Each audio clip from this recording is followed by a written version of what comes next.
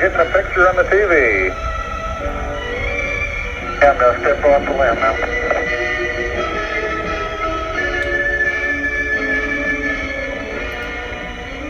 That's one small step for man, giant leap for mankind.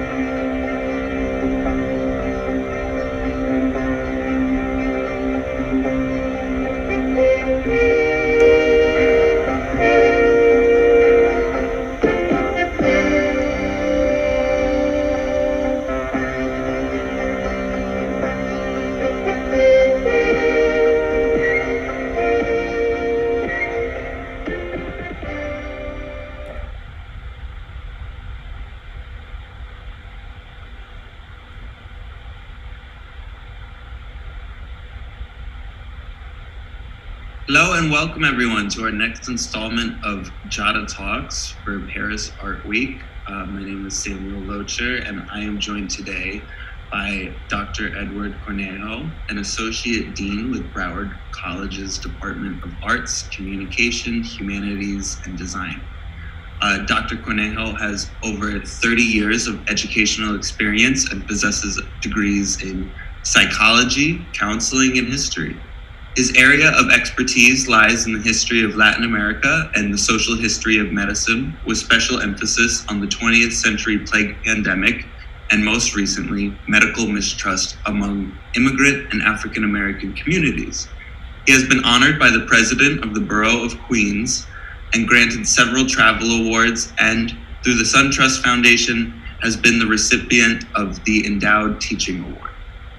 So, Dr. Cornejo, today we are here to talk about new connections, discoveries, and concerns, virtual education in pandemic times.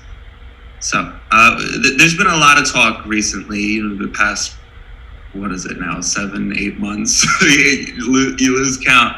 I think you're still muted. Yeah, but you lose count of the months. People have loved to label this, the new normal.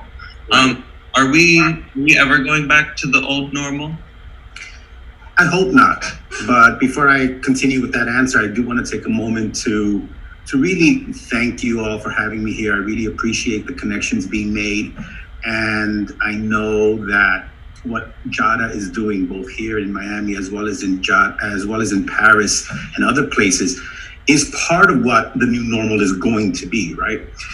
And a couple of weeks ago, I was asked by your colleague JadaTalks what I thought, because he was familiar with my background, he was familiar with my academics, etc. And in that same question, he and a couple of my faculty members asked me, told me I can't wait to get back to normal. And they were kind of looking for an answer from me. And my response was, I don't know if I want to go back to normal. I mean, don't get me wrong. I don't like working from home. I don't like having my computer invade my home space, my private space. And of course, there's always the refrigerator that calls my name way too often.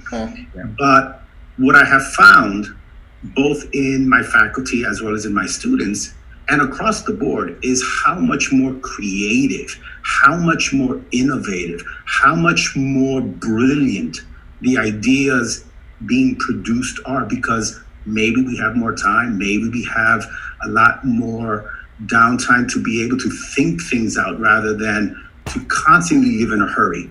And so what I noticed, the new normal, I think is going to be better. That's just my immediate impression. Yeah. I agree with you 100%. I mean, obviously, I have not personally enjoyed, a lot of things like being stuck at the house all the time. I hope that we get to a place soon where we can gather together in public again, right? Masks and hug each other and things like that. I really miss that, up close and personal, intimate human interaction. But as far as the way we work goes, I mean, there's so much. It would be a shame to, throw the baby out with the bathwater, so to speak, if we ever did have a return to normalcy, because we've taken a really, really different approach, both here in the United States and around the world, for how we approach things like work and education. I know me personally, myself, I have had a more flexible schedule than ever. And I've been able to now telecommute and work from wherever I go in the world. Mm-hmm. And I enjoy that quite a lot.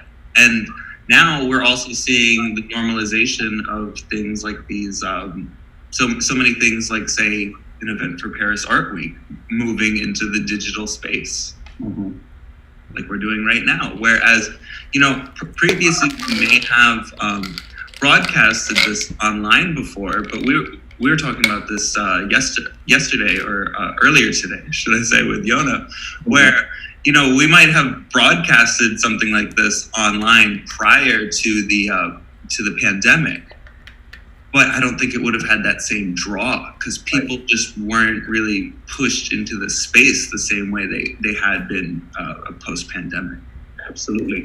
Like even here, we tend to sponsor a lot of faculty-run workshops for each other as well as for students. And prior to all of this, even going back to February, we were always doing those things on campus. And so that would mean that we would have to get into our cars, go to one of the other campuses, go, et cetera, go find a room, et cetera. But now through Zoom, we're putting on some amazing conversations, discussions, workshops, etc. And so many people, especially the faculty, have told me how happy they are to feel like students again, right? Where they can do it right from their living room or right from their bedroom and really participate in those discussions on which academics, I mean, let's face it, we thrive on them, right? We thrive on being challenged. We thrive on being in the creative space, whatever that means for the discipline. And it's been phenomenal. And I have a feeling, this is just me, Zoom is here to stay. Virtual conferences are here to stay. No more spending of money on gas to go from one campus to another, because you can get so much more work done virtually, right? I think it helps a lot too if you live in a place like South Florida, where we live, where it's so densely populated. Sometimes just driving 10 miles cost you 40 minutes of your day. Just traveling, right? So that actually, I've noticed, for me at least, that I've been able to engage with a lot of extracurricular activities a lot more than I would have previously, because I don't have to drive down to the clubhouse. You know what I mean? We could just do it on Zoom. We're only doing it on Zoom, as a matter of fact. Prior to the pandemic, back when I was in college, I had taken some classes online. I really was not a fan of it. I have to admit, I really enjoyed the in-person classroom experience, having, a dialogue between a group of people and kind of feeding off of everyone's energy. I feel like there is kind of you don't get the same effect over Zoom. You can have good conversations over Zoom like we're having right now, but especially if you have 28 people in a class and you're trying to have a discussion, it becomes a little difficult. Sometimes there's lags. Sometimes it's a little challenging, but what I have found, I did not think I would like the remote setting or the online classes that we're doing or the synchronous meeting, etc. And so I took the first term of last semester kind of off from teaching, just to kind of get used to it, get used to the idea of running a department virtually and from the comforts of my home, etc. But then I started teaching during the summer, and we're not calling them online because they're remote, meaning that we take classes at the same time. It's synchronous, right? I'm required to be there. Students are required to be there. And what has been great is that attendance has been better than ever. Participation has been better than ever. The introverted students feel a little bit more comfortable in the safety of their homes, their rooms, their bubble, to kind of get involved in the chat, get involved in conversation, get involved, etc. And Jonathan can tell you, I am very student driven. So I thrive on being in the classroom in front of my students. And I'm a bit of an introvert, but when I'm working or when I'm teaching, there's nothing I won't do to get the point across, whether it's standing on a desk or dancing backwards or doing a moonwalk or even singing, God forbid, right? I will do it because that's my zone. And what I've realized that Zoom has allowed me to kind of create an ambiance of comfort among my students. Like sometimes class will be over at let's say 8:15, and I'll leave it on. I'll leave Zoom on for a little bit, and they're still talking, and not talking about BS, not talking about inconsequential things, but talking about what they've learned in that class, or how they're applying it today to politics, or to the President of the United States, or to their travels, etc. I don't know if I could have gotten that in a person-to-person class without having to rush somewhere. That's a great. Sorry to interrupt. That's a great point on introverts, like public speaking and just feeling comfortable to speak out in class. I can really see that helping students, and a new level of patience to be okay with figuring out the technology. I found a new level of patience and comfortable in silence as well when we're starting, like the awkwardness maybe of connecting and everyone. There's a new level of growth I feel personally through these opportunities. That's a great point you made. Absolutely, and they're shining. Many of the students are shining. And like in some of the assignments, it's like, okay, we're virtual, we're remote, be creative. How are you going to get this point across? Because let's face it, I teach history. I am not going to be giving them quizzes and tests on names, dates, and events, because all of that information is right in here. Right? All I need is for them to be able to have really good, intelligent conversations that matter. No one's going to sit at a dining table, right, and ask him, when did Abraham Lincoln die? Yeah. Right? We can just look that up. But what's more interesting is, well, what did he do? How did he think? How did he behave that would make someone so angry with him, so upset with his policy, so upset with what he's doing, that would make him want to assassinate him, and then affect the course of history through Jim Crow laws and everything else that came after that, right? The dates, they're nice, right? But they're not important. And that's something I've been saying for a few years now, before the pandemic even hit.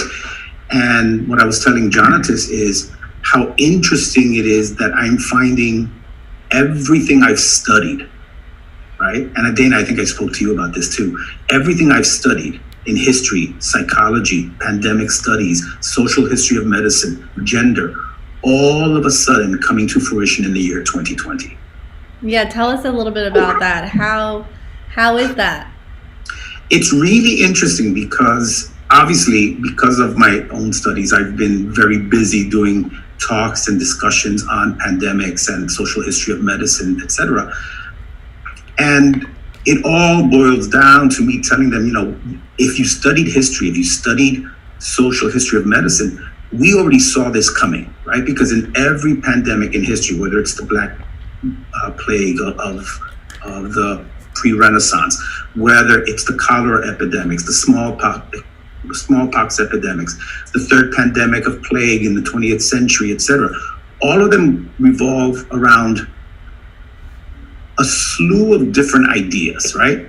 People becoming more creative, people becoming very introspective, right? What is really important to me? What is it that I really value, especially during quarantine or especially during isolation, etc.? And that this idea that there are cycles in history that keep coming up over and over again, and we saw them in politics. So for example, the fact that how is a government going to respond to a pandemic? How do you control the citizenry? How do you encourage them to take care of each other? Right? That's number one. That's the response. Then the strategy to make people do what it is that is in the greater good. Yeah. And then the third one, which is the one that surprises everybody but doesn't surprise them: scapegoating. We love to blame other people. Yeah. It's a Chinese virus. It's a Chinese virus. And we saw that coming. It's a natural progression of pandemics. That's interesting. Not to get too political, but we had our last presidential debate last night. Right. I was watching it, and one thing that just drives me crazy about the two candidates we have is they keep going back. Well, I guess Joe Biden wasn't in office, but they keep going back and forth trying to either blame the coronavirus or COVID on the incumbent president, or say that the guy running for office wouldn't have done a better job. You know what I mean? And I think as much as we would like to, like you said, pin the blame on someone for it, there's only realistically so much the president can do about a pandemic. Right. There's a lot of other issues you could get these candidates on. Absolutely. But I think when you look at the history, Sam, the one thing that every single government has been requested to do is just be transparent. Just be authentic. Just tell us what is going on. And whether or not the incumbent did it or not, beside the point, right? And whether or not the Vice President Biden, whether or not he would do it or didn't do it during the H1N1 pandemic, that doesn't matter, because we learn from our lessons. And on your note, on your point, Sam, I would love to hear one day just one politician, regardless of issue, just say, you know what? That's what I used to think, but I matured. I learned something. That's all I want to hear. But they're always defending their viewpoints and how they did this and how they did that. Like, we all make mistakes. We all learn. I'm not the same person at 54 that I was at 25. And if I am, there's a serious problem with that. Yeah. I would have loved to see either of them talk about policy for 5 minutes. Oh, yeah, absolutely. Back and forth with the guy. Yeah, well, I was pleasantly surprised. I was not going to watch it based upon the last one, but I was pleasantly surprised last night. Yeah, the one last night wasn't as bad as the first one. I wonder, you've probably read one of my favorite books. Have you ever heard of The Hot Zone by Richard Preston? It is on my list. It is something, I have not read it yet. It is on my list. You have to read that. It is. It's definitely on my list. That and Contagion was also turned into a movie. But it is one of the platforms or the jumping off points for the social history of medicine. And it's definitely one of those books I recommend that if you're interested in pandemics and how pandemics work and all that, Hot Zone is a very good beginning. I want to go on a little tangent real quick and talk about the Hot Zone. So the Hot Zone, I read this book back in 2013. That's when the Ebola was popping off, right? Or 2013, 2014, right? I read that book at the time. We were in the throes of an Ebola outbreak in West Africa, and I was living in the suburbs of Washington, D.C. in Virginia. And I wanted to learn a little bit more about Ebola. It was the biggest story, on the news at the time. And I learned that it turns out in the 90s, this guy, Richard Preston, had wrote this book about the discovery of Ebola and the potential this disease had for an outbreak and he would write about things about how high the mortality rate was. Ebola is a lot scarier than COVID to me. So I bought this book and I read it. And the thing that really scared me about Ebola was Ebola came from monkeys originally. I can't remember the specific kind of monkey. It's the rhesus monkey, if I remember. Yeah. So they had a big Ebola outbreak in the early 90s in a military research facility outside of Washington, D.C. in Reston, Virginia. And at the time, like I said, I had lived in the suburbs of Washington, D.C.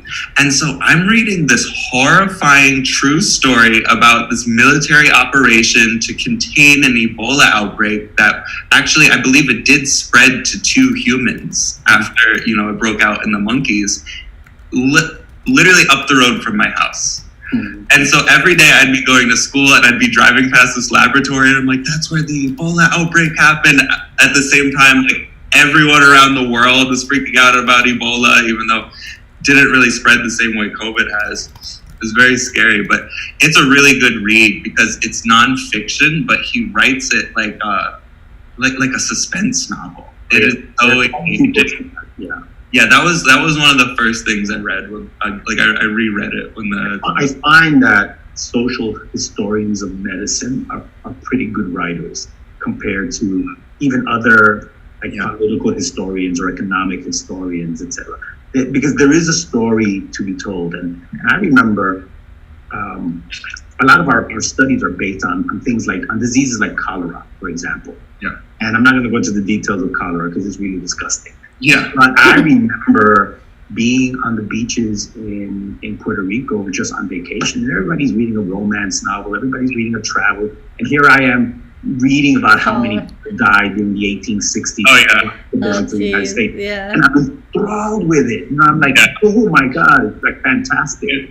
And like you said, like a disease like cholera or Ebola, it's so gruesome. And so that's where they kind of get the poetic license with it. They can just go into excruciating detail about the symptoms someone who succumbs to one of these diseases goes through. And I remember too, the book is literally called The Hot Zone. And when I was reading it, it was the middle of June and I was up in the mountains in Tennessee and I would lay out in the sun and it's like 100 degrees outside. It's very hot. One of the symptoms is when you get Ebola is that you get a very, very high temperature. And so I'm reading in excruciating detail these symptoms of these people who when you're convinced. Ebola. Yeah. And I'm just, I'm sweating. This book is I think they call that medical students disease or Munchausen by proxy, where you start to feel like you have all the symptoms of everything you're studying. Yeah. I do have a question, just in a general question. With your knowledge of pandemic history, over the course of time, like time heals itself, how is the internet playing a positive role in the connection and communication? So basically, do you think the internet will propel the pandemic further, or is that irrelevant because it all has to do with science and health? And so that's my question. Well, I think the internet is both good and bad, right? Because there's a lot of free access to information out there. Some of that information is fantastic. Some of that is correct. Some of it is not so correct, or some of it is conspiracy theory, etc. And I think that as professors, as artists, as innovators, as people who think outside the box, it is very much our job, our task, to really make sure that the people we come into contact with become critical thinkers, right? Don't just believe something because your professor tells you. And I tell that to my students, don't believe it just because I tell you, okay? Figure it out, think about it, look at the opposing viewpoint. What makes sense to you? Most of us are trained fundamentally in science. We know how science works, right? Use that logic, use that knowledge to kind of ask ourselves whether something makes sense or not, right? This kind of goes back to history, Dana, because back in the 1860s, 1879 specifically, Edward Jenner and Robert Koch in Germany and England discovered the universe of microbes, right? Bacteria, viruses, and germs. Three things that we never even knew existed, right? Because prior to that, we all believed that diseases were miasmas, that they were these big clouds of invisible torture instruments that would just invade us. And this is the reason for why so many people didn't shower, didn't bathe, they put tons of oil and cream and powder on their skin because they believed that these diseases would just enter through our pores. Yeah. Okay? And then comes this bacteriological revolution, this revolutionary discovery of a microbial world that we cannot see. And it changes everything. And we realize that something as simple as soap, or just using porcelain, for example, in our bathrooms, will cut our chances of getting sick by more than half. Because for those of you who don't know, the ceramicists know, right? So nothing can live in porcelain, right? And so it's the reason for why our bathrooms started to use porcelain tiles. I didn't know that. Yeah, porcelain sinks, porcelain toilet bowls. There's a huge, disgusting history about all of this, Dana. So if you ever want to know, let me know. And it's that kind of information that people don't know. Yeah. I mean, isn't it strange? And I think this is part of the reason for why there's a pandemic. Isn't it kind of strange that we put something that's so natural as going to the bathroom into the house, and usually right around the corner from a kitchen? Oh, yeah. But if you think about the science behind that, it's probably the last thing we should do. Doesn't make sense. Right? Yeah. And even in our own domestication of animals, Sam, to go back to your point on the monkeys, etc., most of the diseases we have, we would not be getting if we had just left the animal kingdom alone. If you had just I had no role in this. Yeah. No, but had we just left them alone, had we not domesticated the horse, had we not domesticated dogs, etc., half of these diseases we would not be experiencing. Like the common cold, we got that from horses. Yeah.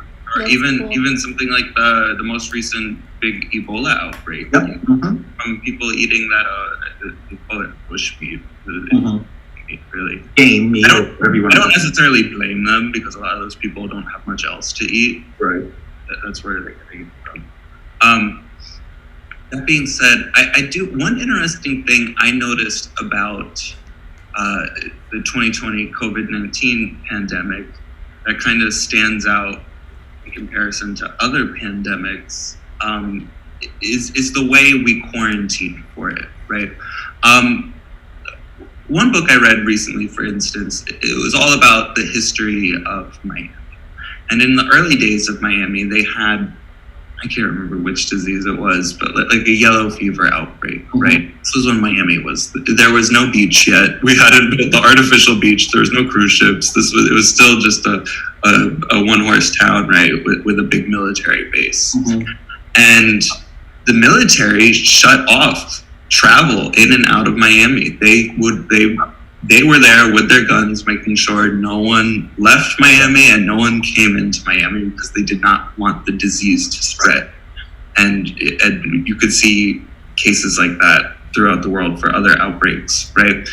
But with COVID, one thing I noticed that before there were any stay-at-home orders from the government, before there were any, social distancing regulations in place, it kind of seemed like maybe a week or two before then, people just from the media hysteria were staying home. Or just from the media hysteria alone. And I remember a similar thing happening with the H1N1 outbreak. I was still in grade school when H1N1 broke out. And I remember going to school and maybe 75% of my class wasn't there because people's parents were so scared because of the media hysteria. And so it's very interesting to me. It's how much of our fear of catching these diseases comes from the government telling us that we should be afraid and that we should socially distance and that we should stay at home, and how much of it comes from the media. Right. Excellent question. But I think, and it's not an easy question to answer because we all get our information, like Dana kind of suggested, from a variety of different sources. People who are old enough, people who are educated in history, right? They remember, for example, the 1918 flu epidemic. Yeah. You didn't mess with that. That killed millions of people around the planet, right? And it was just the flu. It drives me crazy when people just say, "Oh, well, it's just the flu." The flu has been the biggest killer of human beings, right, in our history, right? So I don't even mess with it. I get my flu shot every year, etc. I had an aunt who died from H1N1 during the last epidemic. I had a cousin right now, 57 years old, who just died from COVID in South America. So this stuff is real. And I think it all depends, Sam, on whether or not it hits home or not, right? Yeah. If you know somebody, if you know what's going on, etc., then there's a reason to fear. If you know that the flu attacks your family and has attacked your family in history, and you have what's the word I'm thinking about? If you have a prevalence towards it, right? There are higher chances, and I think rightfully so, very many people become really afraid of that. I can't say I was really all that afraid because I'm not a touchy-feely person, so I don't really touch things out in public. I'm not a clean freak either, but I'm not the person who's shaking your hand. I'm not all over you. I may be Latin, but I'm not going to be hugging and kissing on you and all this other stuff. But I think we have to take it from whence the source comes, right? Because the government has to somehow balance this need to give Americans their personal freedom, personal liberty, right? The three, the First Amendments, and that's a very fundamental cornerstone of who we are as a people. Yeah. And then balance that with the common good. Right. That's a very difficult balance, right? Which is why we're getting people who are.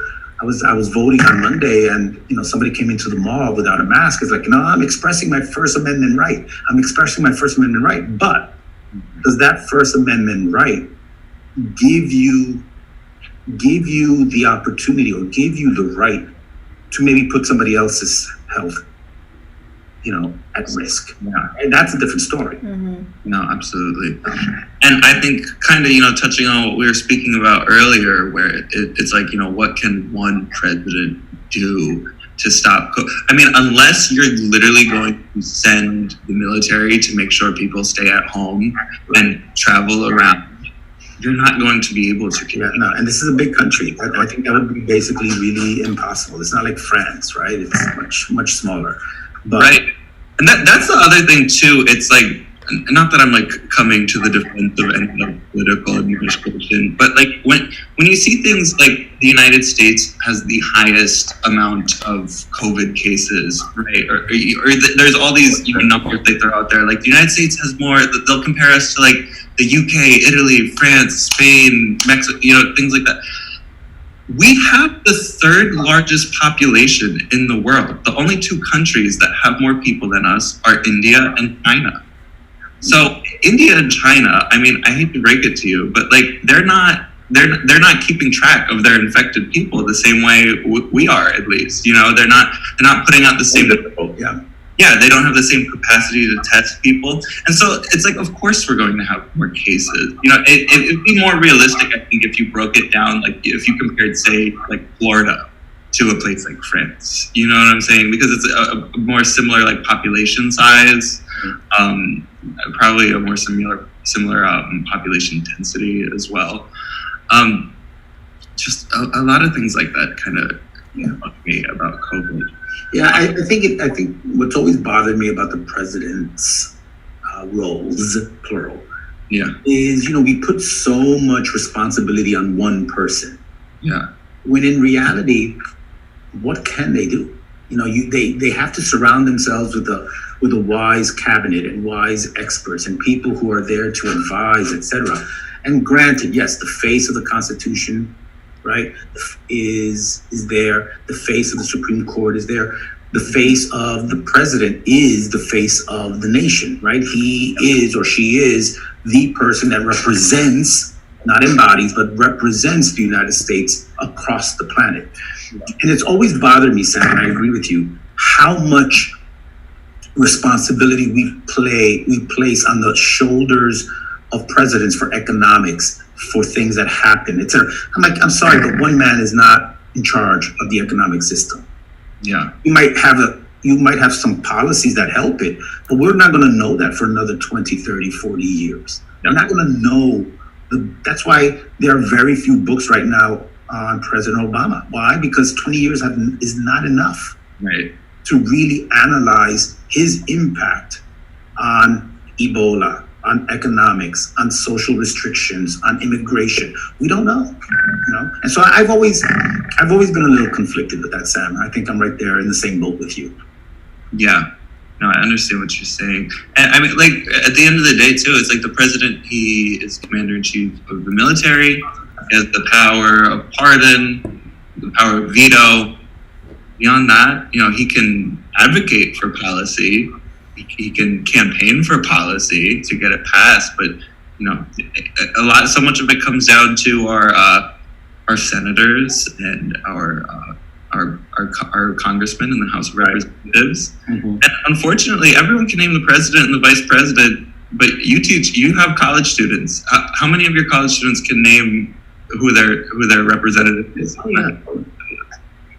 Even grown adults don't even know who the vice president is, because it's like the most thankless job in the country, right? I think it was Jefferson who said that, or Adams. It's like, I might as well just be the barmaid, Yeah. Well, and Jefferson or Adams, whoever said that was back in a time where you had to vote for the vice president too. Right, and there was no social media, right? So, yeah. But I think, going back to your question on how a government deals with quarantine, etc., and since you're a reader, a really amazing book is a book called Plague and Fire, and the author's last name is Mohr, Mohar, and it's about the plague pandemic in Hawaii in 1905, 1910. And in those days, what they did, Sam, is they burned down an entire Chinatown. Wow. Right? Because plague had been brought from the Himalayas by the Chinese, etc., on ships that were coming from the Chinese and up the Pacific coast of South America, etc. And they burned an entire Chinatown. Did that?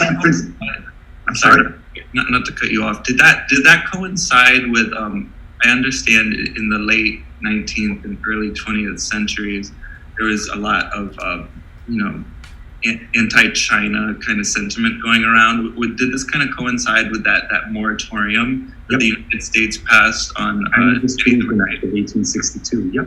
Mm-hmm. Yeah. Oh, absolutely. What better reason to keep the Chinese out now Not only are you taking our jobs, right, supposedly, right, because they're doing the things that Americans didn't want to do or thought themselves too high and mighty to do, but now we can blame you for a disease, even though we're wrong, you know, and it coincided perfectly with that, Sam. It was like the perfect storm, so to speak, right? And in San Francisco, even all of Chinatown, famous San Francisco that we know of today, was cordoned off. Nobody was allowed in. Nobody was allowed out. Now, granted, this is way better than what used to happen in the medieval ages, where entire families were shut into their homes from the outside, and whoever survived in 2 weeks came out, and whoever didn't died. Guess what happened? Especially with the bubonic plague, everybody died. Yeah, you know, and we still do this. I mean, look at the 1980s with AIDS and the Haitians. 20 miles south of me at Miami, at the Miami ports and the airports, Haitians were penned in the airport and in the ports because of they were being blamed for AIDS. And we did that. And yet, how easy, that was only 40 years ago, how easy we forget. Yeah. That happened to an entire group of people here. Well, and also, too, you want to talk about AIDS and the vilification of a people group. From what I understand, I didn't live through it, but as a gay man myself, from what I understand is there was just so much, you know, anti-gay sentiment that brewed because of the because of HIV/AIDS. You know, at first they were just calling it gay cancer, right? And then, you know, AIDS started mid '80s to the late '80s was when we finally, you know, really realized what it was, and then. In the early 90s, you see things like, you know, I think in direct reaction to the HIV/AIDS outbreak, the Defense of Marriage Act. The Defense of Marriage Act was 1992, I believe. Signed by a Democrat, by the way. And why were all these people in the United States going out of their way to make sure that gay people were disenfranchised? Was it because they were scared that these people were bringing disease, their evil lifestyle? You know, I think a lot of that goes back to our need to scapegoat. Yeah. I forget who it was that said it, but they said to err is human, to blame someone else is even more human. Yeah. Right? Yeah. And we have this need to scapegoat. And, you know, and I'm in the same position as you, Sam. And I'll ask them, but what does it matter to you? How does it affect your pocket? How does it affect your own salvation? How does it affect the way you live your life, whether or not two men are getting married or two women are getting married or who somebody loves, etc.? And they can't give me an answer to that. No. And then when I kind of give them a little bit of the history of gay marriage, even within the Christian church, that goes back to prior to the Emperor Justinian, they're like, what? You mean it used to be okay? Yeah. But then all of a sudden Justinian came in and changed that. Why? Because he realized that men who were dying, right, would leave their money to their boyfriends, husbands, lovers, brothers, etc. Because remember, women in those days could not inherit anything. Yep. Women had no rights whatsoever. And so what did he do? He outlawed same-sex marriage, right? He outlawed any priest being able to give his money to another male, even if it's a family member, right? And that's how marriage came into being, the marriage that we know now. Yeah. Okay? And it's a really interesting history. But again, it's all about scapegoating until people discover or enlightened by the history behind it. Yeah. It's really I can't relate to it because it's like, you know, whether you're talking about a Chinese person, a Haitian person, or a gay person, these are all just labels we slap on each other. Borders are completely arbitrary, you know, like we are all human beings. We all have the same capacity to spread disease. We all have the same capacity to love. We all have, you know what I mean? We're all just human beings with red blood or blue blood, I guess, technically, beating hearts. it would be the world would be a better place if we could recognize each other as human beings. Absolutely. That being said, I think we're nearing the end of our time. Do you have any final remarks that you'd like to share to France and beyond? Other than the fact, keep having these conversations and keep having these discussions, because I think the more we do as artists, as innovators, as educators, as creators of ideas, right, the more we can enlighten people. There are 8 billion people on this planet built for 5 billion. Right? We have issues. Yeah. We have issues. And I think, considering that we've been around for 60,000 years and only now are thinking about gender and civil rights and social rights and childhood and sanctity of life and all these other things, right? Yeah. 60,000 years. We've only been doing this and keeping clean, by the way, on top of all of that, going back to diseases, for 120 years. I mean, really? And we're going to be worrying about stuff that's not really that important? Yeah. But no, I thank you for these conversations, these discussions. I think as artists, it is our role to do that, to question mores, to question the customs, to question the things we do. And whether that's here or in France or in Spain or in my own family's background of Ecuador, etc., art has a purpose, discussion has a purpose. Thank you so much for your time, and we appreciated having you with us. Thank you again. All right. Thank you, Dana. Thank you, Sam. Enjoy. Thank you.